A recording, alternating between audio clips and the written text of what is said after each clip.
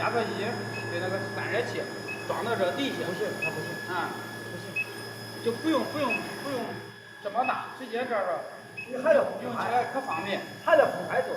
分开做，你害怕底下到时候水滴下去。一个是漏水，再一个就是说呢，它维修也方便，多做嘞，不要坐在一起啊。